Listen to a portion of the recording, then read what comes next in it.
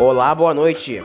Sejam todos muito bem-vindos ao canal Embarque Imediato, trazendo as últimas notícias do mundo rodoviário. A capital de Minas Gerais, Belo Horizonte, deu início a uma importante etapa em seu plano de mobilidade limpa, com a introdução de um ônibus elétrico da fabricante BID para testes no sistema municipal. O programa, que visa renovar 40% a frota de coletivos da cidade com veículos movidos a biocombustível e baterias, marcou o início dos testes do BID D9A nesta semana. A fase de avaliação deve se estender por aproximadamente 40 dias. O BID D9A, um modelo do tipo padrão com carroceria Coyote modelo Millennium 4, promete oferecer uma solução sustentável e eficiente para o transporte público na cidade, com autonomia para percorrer até 250 km com a carga completa e capacidade para transportar 78 passageiros. O ônibus oferece não apenas eficiência energética, mas também conforto aos usuários.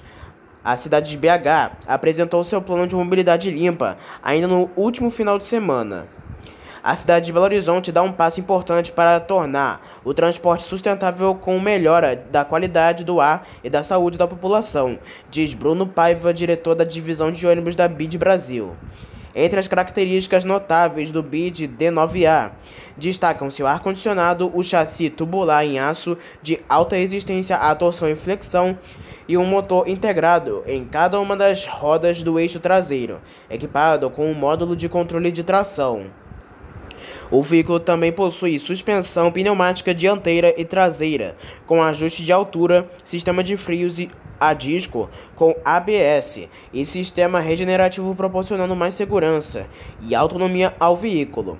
Além dos benefícios para a eficiência do transporte público, a adoção de ônibus elétricos tem um impacto significativo no meio ambiente.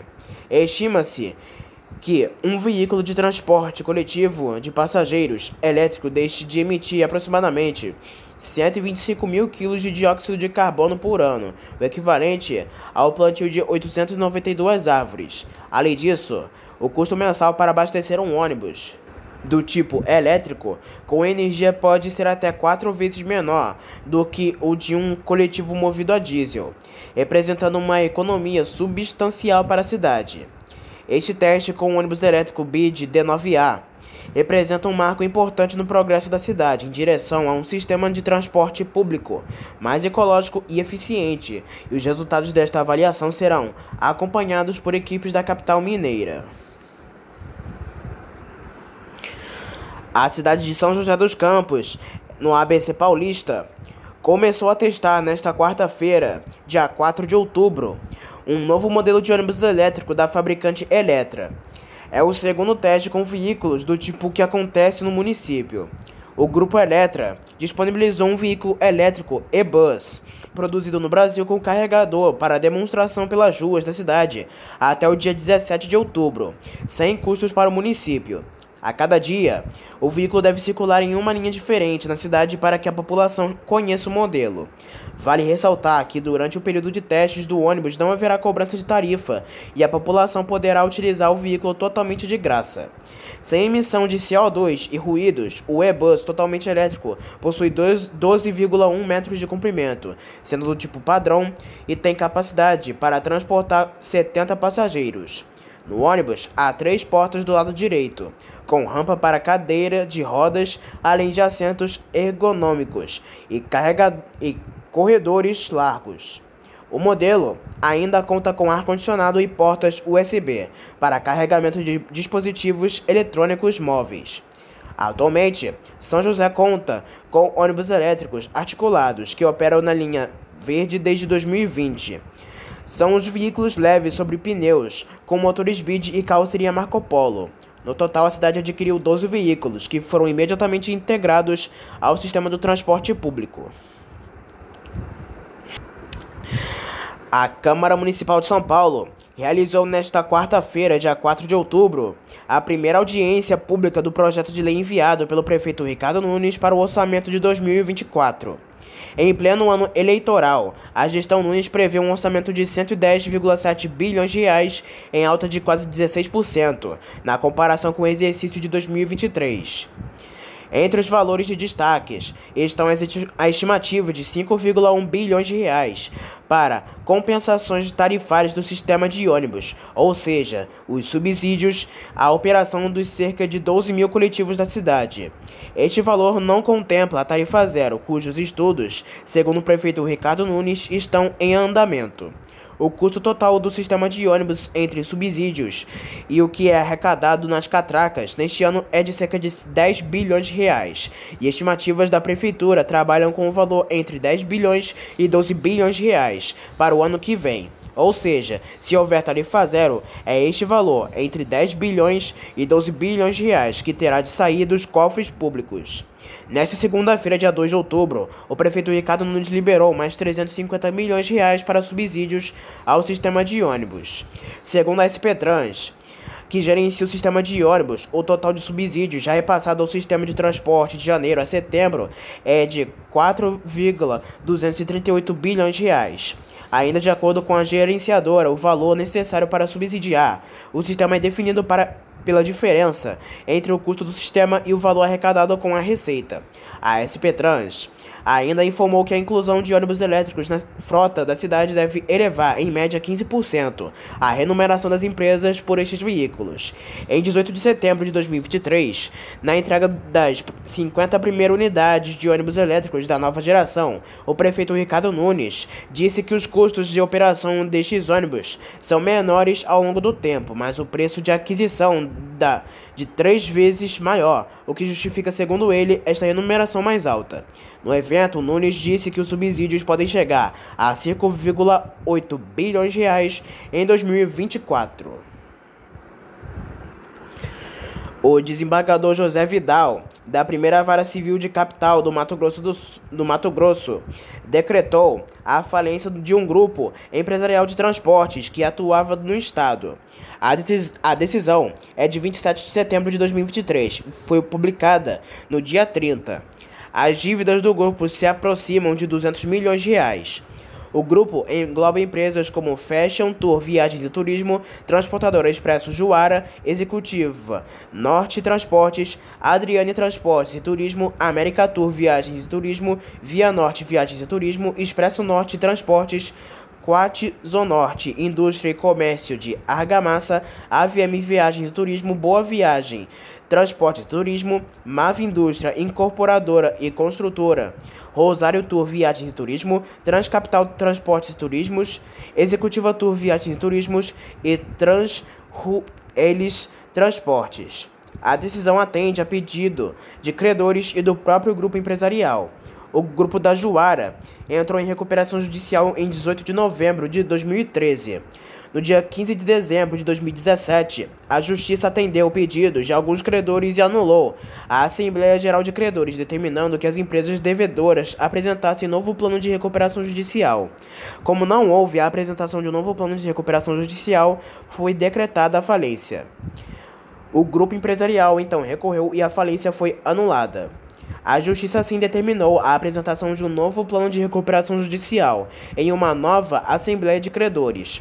O encontro chegou a ser realizado, mas foi suspenso, tendo sido remarcado para o dia 7 de abril de 2022. Mas no dia 4 de fevereiro, o grupo apresentou pedido de autofalência.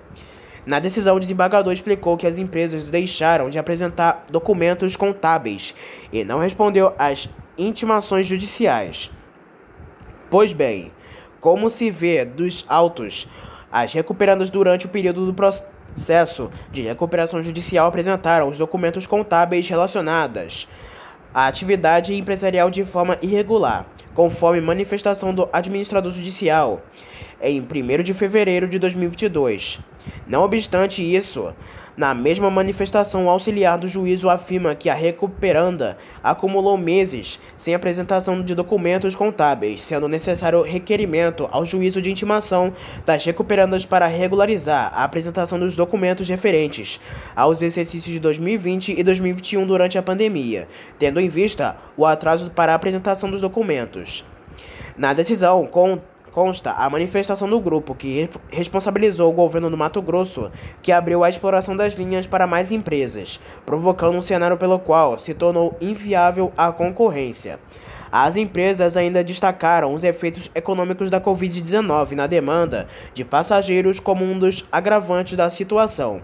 Primeiramente, a época em que a empresa recuperando ingressou com a presente RJ, a sua crise financeira era reflexo do que o país estava passando. Mesmo assim, diante de tantas lutas, a empresa recuperando lutou arduamente. Momento em que estava se reerguendo, veio então a pandemia de Covid-19, na qual se agravou novamente. Diante da pandemia, o setor de transporte, eventos, turismo foram os principais setores atingidos, no qual o grupo requerente é exclusivamente de transporte. Como se não bastasse ainda o alto preço no combustível, que se agravou mais ainda por agora, a falta de peças automotivas, entre outros fatores, só foram agravando a situação no grupo recuperando. Excelência é de levar em consideração ainda que o estado do Mato Grosso tem uma grande parcela de culpa pela crise enfrentada pelo grupo recuperanda. Diante de todos esses fatores já expostos, o estado modificou o cenário de empresas de transportes de passageiros, fazendo autorização provisória para outra empresa fazer transporte com passagens bem mais baixas, com custos mais baixos, levando em crise não apenas o grupo recuperanda, mas também diversas outras empresas no ramo, como por exemplo a TUT Transporte e a Verde Transporte, entre outras. Assim, a empresa recuperanda ficou anos sem fazer reajuste de passagens para tentar ter competitividade com essa empresa, que ganhou autorização provisória do Estado para atuar com valores abaixo do real. Porém, é de ressaltar que, mesmo diante de todas as dificuldades, o grupo recuperando ainda honrou os salários dos empregados, lutou arduamente para tentar manter a empresa, contudo, muitas dificuldades enfrentaram. O prefeito do Rio de Janeiro, Eduardo Paes, decretou de utilidade pública para fins da desapropriação 6 imóveis para a implantação do terminal BRT, bairro Imperial de Santa Cruz. O documento foi publicado no Diário Oficial da Cidade nesta quarta-feira, dia 4 de outubro. Nesta segunda-feira, dia 2, a Prefeitura do Rio autorizou a abertura da licitação das obras de construção do terminal.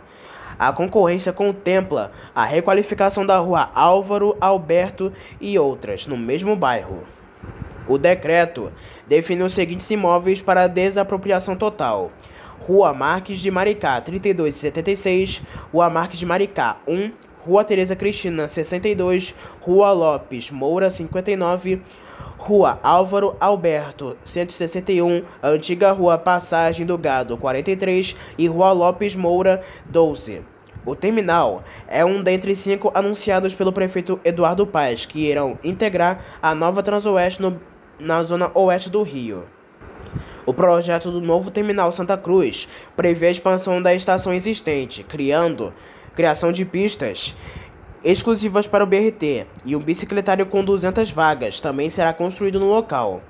As estruturas dos 5 novos terminais substituirão as antigas estações Mato Alto, Magarça, Pingo d'Água, Curral Falso e Santa Cruz. No caso do terminal BRT de Santa Cruz, foi apurado que esse novo espaço não será construído no mesmo local da atual estação do BRT, e sim na rua Álvaro Alberto, que será requalificada. A mudança decorre de pedidos de moradores do centro do bairro de restaurar a antiga praça que existia antes do BRT ser implementado em cima dela, movendo o terminal para a localidade de um supermercado abandonado na rua Álvaro Alberto. Com isso, o projeto original do terminal Santa Cruz, na rua Felipe Cardoso, não será a base da licitação. O objetivo dos novos terminais, de acordo com a Prefeitura, é proporcionar mais conforto e segurança aos passageiros que viajam diariamente pela Zona Oeste. A iniciativa faz parte da reestruturação de todo o sistema e os investimentos ultrapassam 180 milhões de reais. Em março deste ano, o prefeito Eduardo Paes esteve na Zona Oeste do Rio anunciando os 5 novos terminais. O novo terminal intermodal Gentileza em breve integrará os sistemas BRT Transbrasil e VLT na capital do Rio de Janeiro. Serão 22 linhas de ônibus municipais conectadas ao mesmo local das linhas 1 e 2 do VLT. Com previsão de entrega para dezembro deste ano, o investimento feito pela Prefeitura é de 250 milhões de reais. No momento, as obras se encontram em 87% de avanço, tendo em andamento a construção do reservatório que abastece todo o terminal e configura a primeira passarela de pedestres que dá acesso ao mezanino e à Rua São Cristóvão, pavimentação do novo trecho da Avenida Brasil, que dá acesso à Avenida Francisco Bicalho, e a concretagem das pontes que levam os ônibus alimentadores ao terminal. E também instalações das lojas do mezanino e a finalização da cobertura do mezanino. O terminal foi nomeado em homenagem a José da Trino, o profeta gentileza, conhecido pelas colunas dos viadutos, do gasômetro e da perimetral. A Aviação Águia Branca, empresa de transporte rodoviário de passageiros do grupo Águia Branca, receberá uma visita muito especial dos atletas da Seleção Brasileira de Capixaba na ginástica rítmica no dia 7 de outubro, às 10 horas da manhã, na rodoviária de Vitória. A equipe chegará ao local em um dos ônibus personalizados da Águia Branca, em parceria com o Comitê Olímpico do Brasil, e fará uma performance para o público que estiver no local. O evento é gratuito, aberto ao público, e contará com a participação de 15 atletas, que fazem parte da Bolsa Atleta e da Seleção Brasileira de Ginástica Artística. Elas apresentarão 2 coreografias exclusivas. A ação faz parte da parceria firmada entre a Aviação Águia Branca e o Comitê Olímpico do Brasil, com o intuito de fomentar o espírito olímpico e aproximar torcedores e atletas. Durante a programação, serão lançados os 2 ônibus personalizados com o tema das Olimpíadas Paris 2024, escolhidos em votação popular como patrocinadora oficial do time Brasil. A empresa participará de projetos e eventos especiais do comitê. A Aviação Águia Branca, empresa de transporte rodoviário de passageiros do grupo Águia Branca, preparou diversas ações em apoio ao movimento Outubro Rosa, que começa oficialmente no Espírito Santo nesta segunda-feira. Como um gesto de apoio à causa, a empresa mantém desde 2017 alguns veículos personalizados em tons de rosa, que circulam pelos estados do Espírito Santo, Rio de Janeiro, São Paulo e Bahia. Neste ano, a cerimônia que marca a abertura oficial do evento, capitaneado no Espírito Santo pela Associação Feminina de Educação e Combate ao Câncer, a AFEC, será realizada no Palácio Anchieta no dia 2 de outubro, com a presença do ônibus Double Decker com cor-de-rosa da Águia Branca. Entre as iniciativas do mês estão viagens nos dias 6, 7 e 13 de outubro para levar mulheres no município de Águia Branca para exames de mamografia em Nova Venécia. No dia 23 de outubro, cerca de 40 estudantes e profissionais de enfermagem, odontologia, administração e ciências contábeis do Centro Universitário FAESA, junto com os profissionais e voluntários da AFEC, serão transportados pela Águia Branca para um evento de conscientização na aldeia Caieiras Velha, em Aracruz. A iniciativa, realizada em parceria com a AFEC e a FAESA, inclui atendimento, realização de exames e palestra sobre prevenção e diagnóstico do câncer de mama na aldeia. Para incentivar suas colaboradoras a realizarem a mamografia, a Aviação Águia Branca irá abonar o dia reservado para o exame. O Outubro Rosa é uma campanha muito querida pela Aviação Águia Branca e nos orgulhamos de fazer parte de dela todos esses anos. Apoiamos iniciativas que contribuem com a promoção do acesso à saúde e levem a prevenção e informação para mulheres, desde os ônibus cor-de-rosa que circulam durante todo o ano levando a mensagem de prevenção pelas estradas do país, até eventos de conscientização em prol da saúde da mulher. Essas iniciativas são muito importantes e ficamos felizes em contribuir, explica Fernanda Peroba, gerente de pessoas da Aviação Águia Branca. Agora falamos sobre as últimas ocorrências do mundo rodoviário. Um acidente envolvendo uma moto e um ônibus rodoviário Mercedes-Benz deixou um idoso morto na manhã desta última quinta-feira, dia 27 de setembro, na rodovia estadual MT-208, em Alta Floresta. De acordo com o Corpo de Bombeiros, a vítima é o idoso identificado como Flúvio Flores Maciel, de 67 anos, que pilotava a moto. Segundo informações preliminares, o ônibus teria atingido a moto e o idoso acabou morrendo no local. O motorista do coletivo, que não teve identidade informada, ficou no local do acidente. No ônibus, não houveram feridos. O rodoviário afirmou aos policiais que o motociclista saiu de uma das ruas de acesso à rodovia no bairro Jardim das Araras. Ele afirma que não conseguiu frear o ônibus e nem jogar o coletivo no sentido contrário, pois havia veículos trafegando no momento. Um micro-ônibus tombado na madrugada desta última quarta-feira, dia 27 de setembro, na altura do quilômetro 175 da rodovia estadual GO 326, no município de Jalpaci, na região central de Goiás, como informa o Corpo de Bombeiros. De acordo com a corporação, o acidente deixou uma pessoa morta e outras 33 feridas. O coletivo seguia no sentido Jalpaci, Montes Claros. O micro-ônibus pertence à Secretaria de Saúde da cidade de Aragarças e fazia o transporte de pacientes. Aos militares, o motorista informou que perdeu o controle da direção, bateu contra a cabeceira da ponte e tombou na rodovia. Agentes do SAMU acabaram acionados para o local da ocorrência. Todos os feridos acabaram levados para o Hospital Estadual de Urgências Governador Otávio Lage de Sequeira, UGOL. Um ônibus fretado da empresa Dinator acabou atingindo duas casas na madrugada da última quarta-feira, dia 28 de setembro, no bairro Parque Vitória, em Franco da Rocha, na região metropolitana de São Paulo. De acordo com a Polícia Militar de São Paulo, que atendeu a ocorrência, o acidente teria ocorrido por volta de 5 horas da manhã. O condutor do coletivo perdeu o controle, invadiu o canteiro central da rua Manuel Pereira Sobrinho e invadiu a área das casas. Em uma delas, a garagem ficou destruída. O funcionário da empresa de ônibus acabou levado para uma unidade de saúde da região. O mesmo segue em estado estável. A polícia informa que não havia passageiros no coletivo e que não houve feridos nas residências atingidas.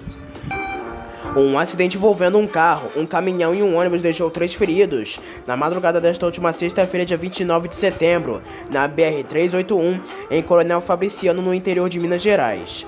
De acordo com o Corpo de Bombeiros de Minas Gerais, acredita-se que o acidente ocorreu após o caminhão realizar uma ultrapassagem em local proibido. O ônibus fretado seguia transportando funcionários de uma mineradora no sentido Ipatinga. O motorista do caminhão ultrapassou o ônibus em uma curva e acabou atingindo o carro, que seguia no sentido contrário. Um acidente envolvendo um ônibus da Expresso Guanabara e uma caminhonete SW4 deixou alguns feridos na noite deste último domingo, dia 1º de outubro, na BR-316, nas proximidades da rodoviária de Bacabal. De acordo com informações preliminares, o condutor da caminhonete estaria em estado de embriaguez e teria se ferido gravemente com o impacto. Agentes da Polícia Militar e do SAMU acabaram atendendo a ocorrência. O condutor da caminhonete, que não teve o nome divulgado, perdeu o controle da direção e bateu contra o ônibus. A linha que o coletivo fazia não foi informada, bem como o número de passageiros com ferimentos leves. Na tarde deste último domingo, dia 1º de outubro, diversos torcedores do Paysandu acabaram vistos no teto de ônibus em movimento, arriscando suas vidas e de terceiros antes do jogo do time contra o Amazonas. Alguns vídeos mostram torcedores em diversos ângulos, gerando inclusive ato de vandalismo ao quebrar janelas e as saídas de emergência no teto do coletivo. A viagem seguiu normalmente com as pessoas nas janelas e até o mesmo teto dos coletivos, sem que nenhuma autoridade parasse o coletivo. Em um desses vídeos, o ônibus urbano passa por um viaduto com pelo menos 10 pessoas na parte do teto, no estilo surf de ônibus. A Prefeitura de Belém informa que a Superintendência Executiva de Mobilidade Urbana de Belém, que não recebeu denúncias sobre o ato. A administração municipal afirma que a cena não foi flagrada pelos agentes que se encontravam fiscalizando no entorno do estádio. A CIMOB comunica que a empresa já foi identificada, notificada e autuada. Um ônibus da Auto Ônibus São João saiu da pista após o eixo dianteiro quebrar por volta de 7h15 da manhã, na manhã desta segunda-feira, dia 2 de outubro, na Avenida Sérgio Carneiro, em Feira de Santana, na Bahia. O coletivo seguia viagem para o centro da cidade, transportando cerca de 60 passageiros, quando o motorista perdeu o controle da direção. Ao sair da pista, o ônibus acabou batendo em um barranco, o que se evitou um acidente mais grave. Apesar do susto, não houveram feridos. Todos foram realocados em outro coletivo para seguir viagem em segurança. Um ônibus da empresa Petito Turismo acabou tombando na tarde deste último domingo, deixando 9 mortos e 17 feridos, como informa o Corpo de Bombeiros de São Paulo, que atendeu a ocorrência. De acordo com a corporação, o coletivo seguia com 26 passageiros e motorista e retornava de uma excursão religiosa. O acidente ocorreu na rodovia Deputado Cunha Bueno, ASP-253, em Guatapará. O grupo voltava de Tambaú e Cachoeiras de Emas, em Pirassununga, e seguia viagem para a cidade paulista de Monte Alto. Agentes da Polícia Militar Rodoviária de São Paulo e do Serviço de Emergência do SAMU atenderam a ocorrência. A perícia esteve no local e recolheu o tacógrafo do ônibus para apuração das causas do acidente. No exterior, um ônibus acabou sofrendo um acidente ao cair de um viaduto na cidade de Mestre, próximo da cidade de Veneza, no norte da Itália, deixando ao menos 21 mortos, na terça-feira, dia 3 de outubro, como informa as agências internacionais. O coletivo seguia transportando estrangeiros com destino um parque de campo perto de Mestre, quando perdeu o controle e caiu do viaduto. Um porta-voz da Câmara Municipal de Veneza informa que entre os mortos estão 2 crianças. A Polícia Rodoviária Federal apreendeu durante uma ação de fiscalização no último domingo 3 ônibus clandestinos na cidade de Sorriso. Os coletivos realizavam transportes clandestinos entre o Maranhão e o Mato Grosso. De acordo com a corporação, todos os ônibus não possuem autorização para o transporte interestadual de passageiros. Todos os motoristas não possuíam qualquer vínculo com os exploradores do serviço. Um dos coletivos transitava com 3 pneus traseiros em péssimo estado de conservação e segurança. Após as devidas atuações, os passageiros, cerca de 60 pessoas, acabaram encaminhadas até a rodoviária de Sorriso. Os clientes embarcaram e os veículos seguiram para o pátio de veículos removidos, contratado pela Polícia Rodoviária Federal em Sorriso, no Mato Grosso do Sul. Um ônibus da Expresso Guanabara, que fazia a linha Fortaleza-Patos, acabou batendo na traseira de um caminhão na manhã desta última quarta-feira, dia 4 de outubro. De acordo com a PRF, o acidente ocorreu na BR-230, no município de Pompal, no sertão de Paraíba, e não houveram feridos. Todos os passageiros já embarcaram em outro coletivo da empresa. Um ônibus da Autoaviação Porto Rico acabou sendo alvo de tiros de bandidos na madrugada desta última terça-feira, dia 3, durante uma tentativa de assalto ao coletivo. De acordo com a Polícia Rodoviária Federal, os tiros acabaram atingindo o coletivo na BR-222, em Bom Jesus das Selvas, no interior do Maranhão. O ônibus seguia da cidade de Teresina para Parauapebas. O número de passageiros acabou não informado. Com o motorista não parou o veículo, os bandidos atiraram contra o para-brisa. Apesar do susto, não houveram feridos. O ônibus será recolhido e passará por manutenção para a troca do para-brisa danificado com os tiros. Um ônibus da Expresso Brasil Tour acabou tomando por volta das 3 horas da manhã na BR-365, deixando ao menos 2 mortos na cidade de Uberlândia, no Triângulo Mineiro, como informa o Corpo de Bombeiros. De acordo com a corporação, o coletivo saiu do Piauí na última terça-feira e seguia viagem com 55 ocupantes para São Paulo, como informa a TV Integração. O coletivo acabou saindo da pista e caiu em uma ribanceira no Anel Viário Norte, em Uberlândia. Entre os mortos estão uma criança e um adulto. Agentes do Corpo de Bombeiros de Minas Gerais e a concessionária Eco 050 atenderam a ocorrência. Os feridos acabaram encaminhados para o Hospital de Clínicas da Universidade Federal de Uberlândia. Segundo os bombeiros, diversas pessoas acabaram presas às ferragens e foram socorridas com ferimentos moderados. A alça do viaduto está interditada para o atendimento à ocorrência. O trânsito fluiu por meio de um desvio. A Expresso Brasil Tour, empresa responsável pelo ônibus que tombou, ainda não se manifestou sobre o acidente.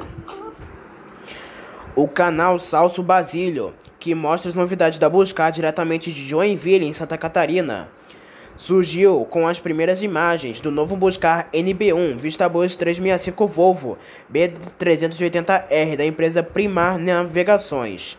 De acordo com o canal, serão 4 unidades do modelo com chassi Volvo. A configuração interna dos novos ônibus não são conhecidas até o momento. Acredita-se que a empresa traga o veículo com 42 poltronas, assim como ar-condicionado e toalete a bordo. Segundo fontes próximas da empresa, os novos ônibus deverão estar escalados no trecho a São Paulo até Angra dos Reis, no Rio de Janeiro.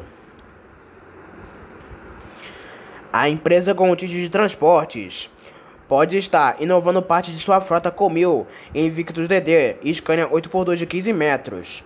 Um dos novos coletivos, prefixo 25025, acabou recebendo um retrovisor baixo, próximo à porta do motorista. Desde a incorporação dos novos coletivos de 2 andares, a empresa seguia até então a utilização de retrovisores suspensos. Acredita-se que a mudança seja um pedido de motoristas que apostam em retrovisores mais baixos e mais próximos do campo de visão. A Vara Regional de Falências e Recuperações Judiciais Extrajudiciais de Concórdia, em Santa Catarina, decidiu na última quarta-feira, dia 27 de setembro de 2023, concluir o processo de recuperação judicial da empresa de ônibus Reunidas, que conseguiu escapar da falência. A recuperação judicial teve início em 2016, quando a Companhia de Transportes Rodoviários acumulava dívidas de quase 80 milhões de reais. A informação foi trazida nesta sexta-feira, dia 29, pelo jornal local NSC Total, junto ao sistema do TJSC, Tribunal de Justiça de Santa Catarina. A empresa teve a recuperação ameaçada entre 2020 e 2022, por causa da crise econômica provocada pela pandemia de Covid-19. A venda, com autorização judicial de imóveis e patrimônios não operacionais, foi a estratégia para reduzir os impactos da pandemia, e a companhia planeja agora mais investimentos, inclusive em renovação de frota e ampliação de atendimento. O Detro RJ aplicou 218 multas no mês de setembro. As penalizações foram dirigidas a veículos que realizavam um trecho intermunicipal com irregularidades. As fiscalizações aconteceram em todo o estado. Na liderança do ranking dos faltosos estão os ônibus, que receberam 121 multas, seguidos das vans com 42 atuações. Além destes, 55 veículos foram flagrados realizando transporte de passageiros sem autorização. De acordo com o comunicado do Detro RJ, várias irregularidades foram flagradas nos ônibus intermunicipais, como descumprimento de quadro de horários, falta do selo de vistoria, mau estado de conservação, descumprimento de portarias e decretos, além de problemas relacionados à acessibilidade dos coletivos. Já entre as vans intermunicipais, o excesso de passageiros e o desvio de itinerário foram as irregularidades mais encontradas, diz o comunicado do departamento. O município que registrou o maior número de autuações foi o Rio de Janeiro, seguido por Duque de Caxias, Nova Iguaçu, Volta Redonda, São Gonçalo e Niterói. A população pode denunciar irregularidades pelo site www.detro.rj.gov.br ou pelo número 21 38 83 41 41. Além das ações de inteligência, as informações ajudam a nortear as fiscalizações. A ANTT lançou uma iniciativa para ouvir a sociedade e aprimorar a qualidade dos serviços regulados em sua competência. A agência disponibilizou a avaliação de satisfação, que abrange diversos serviços, incluindo o transporte semiurbano de passageiros, transporte ferroviário e rodoviário de cargas, transporte ferroviário turístico e transporte regular de passageiros, rodovias federais concedidas, transporte internacional de passageiros e transporte por fretamento. O objetivo desta avaliação é coletar opiniões e expectativas dos usuários desses serviços, permitindo à ANTT obter insights valiosos para aprimorar seu planejamento de ações regulatórias e fiscalizatórias. Segundo a agência, a participação da sociedade é essencial para que possa haver a identificação de áreas que necessitam de maior atenção em sua função fiscalizatória. A última pesquisa do tipo realizada pela ANTT aconteceu há 2 anos, em 2021. A coleta de avaliações não apenas fornecerá dados quantitativos, mas também qualitativos e informações de geolocalização, permitindo uma análise detalhada das percepções dos usuários em diferentes regiões do país. Essa abordagem ampla e abrangente possibilitará à NTT desenvolver ações efetivas para atender às demandas da sociedade. Além disso, a avaliação de satisfação também desempenhará um papel importante na criação e aperfeiçoamento das normas regulatórias, bem como no aprimoramento das análises de impacto regulatório.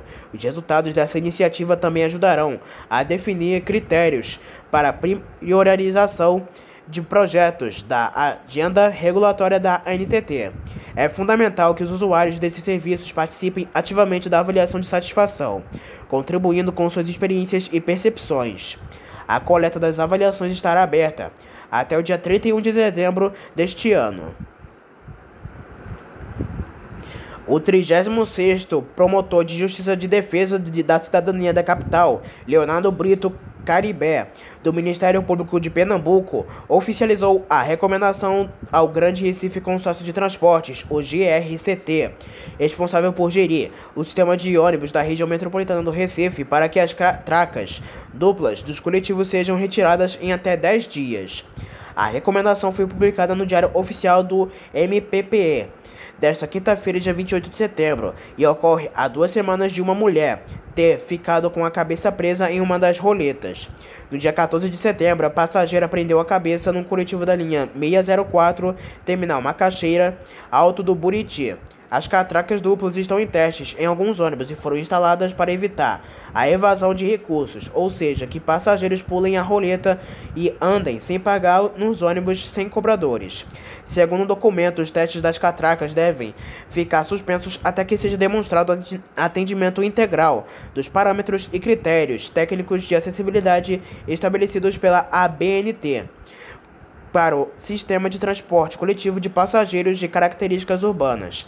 Ainda de acordo com o promotor, o CTM, Consórcio de Transporte da região metropolitana de Recife, não demonstrou que as catracas elevadas instaladas em caráter experimental nos ônibus da região metropolitana de Recife estão em conformidade com as normas técnicas brasileiras, designadamente a ABNT NBR 15570. O Busão do Verdão tá de cara nova. A Wimob, startup de viagens rodoviárias com experiência 100% digital, e o Palmeiras divulgaram nesta quinta-feira o novo design WeBus, veículo que leva os atletas e a comissão técnica da equipe profissional masculina às partidas, em uma parceria que já dura há mais de 2 anos. Os torcedores já poderão ver o novo ônibus levando o elenco para a partida diante da Boca Juniors, a ARG, às 9h45 da noite, no Allianz Parque, válida pela semifinal de Libertadores. Em conjunto com o Palmeiras, decidimos manter os dizeres, pois eles seguem e esperamos que permaneçam ainda mais atuais. Afinal, a equipe é a então campeã nacional e já faturou 2 títulos este ano. Esperamos que a parceria siga rendendo muita sorte e ainda mais conquistas para o clube, tanto no masculino quanto no feminino, que neste ano também embarcaram conosco, revela o CEO da Wimob, Rodrigo Trevisan. Mantendo as diretrizes, maior campeão do Brasil, escolhido por torcedores em votação na internet na temporada anterior, o layout agora também terá a presença dos 2 mascotes oficiais da equipe, o icônico periquito, adotado ainda pelos torcedores do Palestra Itália em 1917 e o adorado há mais de 30 anos pelas arquibancadas, o porco Gobato, que foi oficializado também no símbolo do clube em 2016. É com muita satisfação que apresentamos a nova cara no ônibus oficial do Palmeiras. A Wimob tem sido uma parceira muito importante para o clube nos últimos anos e espero que esta união continue por muito tempo, declarou Everaldo Silva, diretor do marketing do Verdão. A Wimob está ampliando seu raio de atuação na região centro-oeste. A plataforma de viagem 100% digital, que já disponibilizava rotas a Goiânia, agora passa a conectar alguns dos principais estados do Sul e Sudeste a Brasília e Caldas Novas em Goiás e outras cidades inéditas. As poltronas começam a ser vendidas no site, aplicativo e WhatsApp da empresa a partir desta quinta-feira. Com a inclusão dessas novas opções, a startup passa a ter mais de 3.000 opções de trechos e alcança 400 destinos à disposição dos usuários. Esta aplicação é o resultado da conexão entre as plataformas de vendas da Wimob, Gipsy e disponibilizando para os usuários de ambas a possibilidade de comprar poltronas operadas por parceiros de cada uma delas. Neste primeiro momento, a integração contempla, além de Brasília e Caldas Novas, mais cidades inéditas na plataforma como Uberlândia, Patos de Minas, Uberaba, Limeira, entre outras. Também serão disponibilizadas novas combinações de trechos. Um bom exemplo é Juiz de Fora, em Minas Gerais, e a capital do Rio de Janeiro, duas cidades onde a Wimob já estava presente, mas que não se conectavam entre si. Quem viajar com a Wimob, a plataforma de viagens para ou a partir de Belo Horizonte, agora tem mais uma opção de embarque e desembarque na capital mineira, segundo a Fora da Rodoviária. A startup inaugurou o WePonto, que é um lounge criado exclusivamente para clientes da marca aguardarem suas viagens com conforto e segurança no aeroporto Carlos Drummond de Andrade, conhecido como Aeroporto de Pampulha, na Praça Bagatelle 204 em São Luís, em Belo Horizonte. A novidade chega para atender a pedidos de clientes que gostariam de ter um espaço dedicado para embarcar e desembarcar na região de Pampulha. O WePonto está localizado em um ponto estratégico para facilitar a guarda e retirada de bagagens e conta com tomadas para que os WeLovers carreguem seus componentes eletrônicos enquanto aguardam.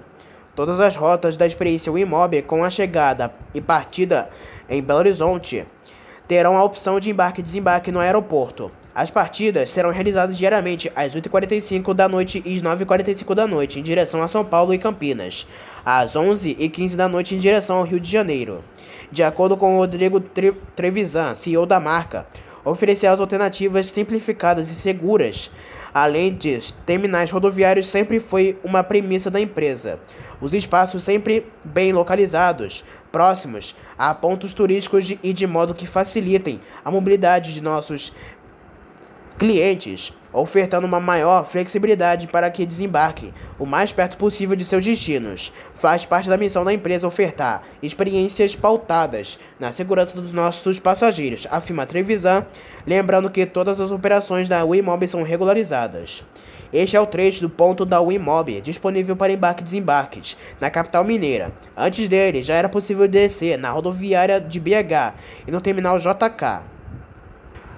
Além de mais uma possibilidade para embarcar e desembarcar em Belo Horizonte, os viajantes que escolherem o novo WePonto para saírem ou chegarem à capital mineira poderão garantir um desconto de 15% no valor dos bilhetes. A ação é válida para quem reservar poltronas até 8 de outubro e escolher viagens até o dia 20 de dezembro, utilizando o cupom PAMPULHA15 ao final do fluxo de compra de uma das rotas que embarcam ou desembarcam no local e que possuam o selo Experiência Wimob. E antes de finalizar, uma última notícia. A ANTT liberou a operação da linha Guarabira, na Paraíba, a São Paulo via João Pessoa para Nova Itapemirim, Suzantu, de acordo com a empresa. A programação para o início da prestação do serviço é para este sábado, dia 7 de outubro. A companhia do ABC vem retomando as operações por meio de arrendamento judicial que eram de responsabilidade das viações Itapemirim e Caiçara que faliram. A cidade de Bauru, em São Paulo, aumenta a tarifa do transporte coletivo urbano de R$ 4,75 para R$ 5,00. O acréscimo de 5,26% passa a valer daqui a 30 dias. A Câmara precisa aprovar o aumento do subsídio. E para fechar, abrigos de pontos de ônibus em Taubaté, em São Paulo, são pintados com bandeiras da Itália. As revitalizações são feitas nos bairros de Jaboticabeiras, Jardim das Nações, Jaraguá e Água Quente.